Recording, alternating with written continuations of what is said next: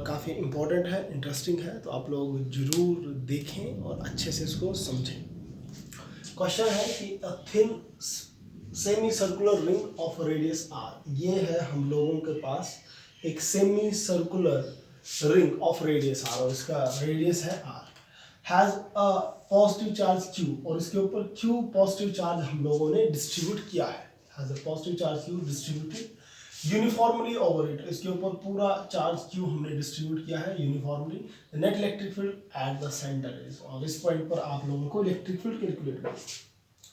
तो इसको सॉल्व करने के लिए सबसे पहले आप लोग इस रिंग का एक छोटा सा पार्ट लें जिसकी लेंथ आप लोग dl माने। तो ये मैंने लिया एक छोटा सा पार्ट और सपोज कीजिए इसकी लेंथ है dl,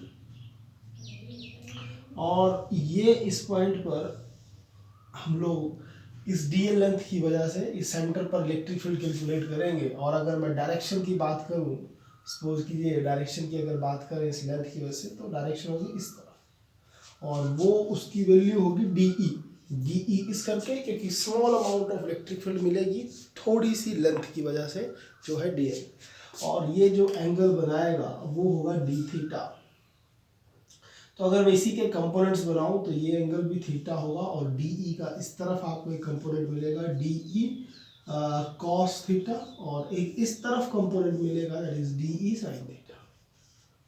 अभी अगर आप लोग सपोज कीजिए इसी तरह का मैं एक और लेंथ इस तरफ लूं तो उसके भी कंपोनेंट्स बनेंगे। सपोज कीजिए यही लेंथ मैं इस साइड भी लूं, जब हम लोग कंप्लीट इस सेमी सर्कल की वजह से इलेक्ट्रिक फील्ड कैलकुलेट करेंगे तो एक सेम लेंथ का एलिमेंट इस साइड भी आएगा और उसका भी एक कंपोनेंट इसी तरह से मिलेगा, इस तरफ डी कॉस थीटा और इस तरफ D sine theta.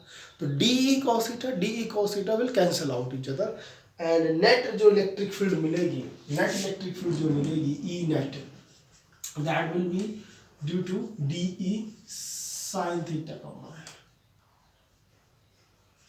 D sine theta component. Okay, तो अब डी कैलकुलेट करते हैं, देन उसके बाद इसकी इंटीग्रेशन मेन पार्ट है। तो डी कितना होगा आप लोगों को पता होगा 1/4 पाई एप्सिलॉन नॉट, और इस पर चार्ज, तो सपोज कीजिए स्मॉल लेंथ के ऊपर चार्ज है डी क्यू ओवर डिस्टेंस का square that is r square.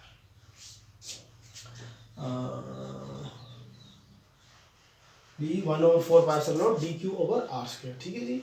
तो ये होगी इलेक्ट्रिक फील्ड, लेकिन बेसिक है कि आप लोगों को इस डी क्यू को बदलना पड़ेगा। तो डी क्यू किसके इक्वल होगा, तो डी क्यू किसके इक्वल होगा वो देखने के लिए आप लोग देखिए कि क्या करेंगे हम लोग।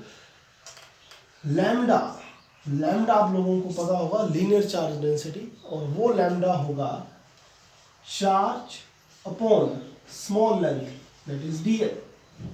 तो dq की वैल्यू कितनी आएगी, dq की वैल्यू होगी लैम्डा इंटू dl, तो वो वैल्यू आप लोग इधर पुट करें। So d is equal to 1/4 pi epsilon naught r square, और dq की वैल्यू लैम्डा dl। अब अगर मैं dl बोलूं तो आप लोगों को एक बेसिक फॉर्मूला पता होगा, that is theta is equal to arc upon radius. तो theta means angle is equal to arc upon radius, angle is d theta and arc is dl and radius is r। So dl की value है r d theta. So अब इस variable dl को आप लोग बदल लें d थीटा की फॉर्म में, तो बन जाएगा 4 pi epsilon not r square, और लैम्डा एज इट इज ही रख लें आप लोग, dl की वैल्यू लिखिए r d theta, r d theta. r से एक r आप लोग कैंसिल कर लीजिए, तो ये बन गया दिस।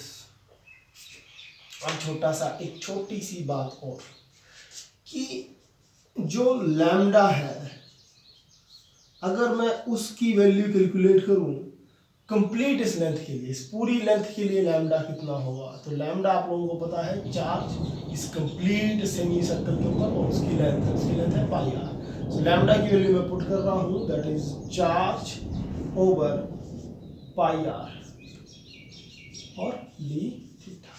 सो डी कितना चला जाएगा, that is 1/4 pi epsilon not q pi are square d theta. ये है डी ई की वैल्यू जो आप लोग इस इक्वेशन पर पुट करें, देन उसकी इंटीग्रेशन करें। ठीक है, तो ये वैल्यू इस पॉइंट पर पुट करें तो ई नेट कितना बनेगा, E net will be equal to D E. D E की वैल्यू है 1/4 pi epsilon not Q over pi are square और sine theta D theta and then integrate. So E net will be equal to Q over 4 pi epsilon not pi are square और sine की integration होगी minus cos theta. और अगर मैं range की बात करूं तो क्या रेंज होगी, तो रेंज इस पॉइंट पर एंगल 0 और इस साइड जाकर pi, so 0 to pi, 0 to pi. So E net will be equal to देखिए Q over 4 pi epsilon not pi are square और minus upper limit cos pi की वैल्यू, ठीक है, and minus upper limit minus lower limit, minus minus हो जाएगा plus. आप लोग इसको इस तरह से देखिए, माइनस आउटसाइड रखिए, कॉस पाई माइनस कॉस 0 इस तरह से, तो ये बन गया that is q over 4 pi epsilon not pi are square और कॉस पाई की वैल्यू है -1 और cos 0 की वैल्यू 1, तो -1 -2 and -2 and minus is that is 2 positive 2, तो ये मिलेगा 2। देन आप लोग कैंसिल आउट कीजिए, 2 से 4 दैट इज 2, तो मिलेगा q over 2 pi two pi square epsilon naught, this is 2 pi square epsilon naught and r square. ठीक है जी, तो वैल्यू आ गई आप लोगों की, देखिए Q 2 pi square epsilon naught r square. लेकिन अब बात आती है डायरेक्शन की, तो डायरेक्शन है नेट इलेक्ट्रिक फील्ड की direction along negative y axis, और नेगेटिव वाई एक्सिस के लिए यूनिट वेक्टर क्या होगा, -j। तो अगर मैं इस पर -j लगा दूं तो ये बन गया आपका वेक्टर -j। तो ऑप्शन सी जो होगा Q ओवर 2 पाई स्क्वायर वो आपका राइट ऑप्शन होगा।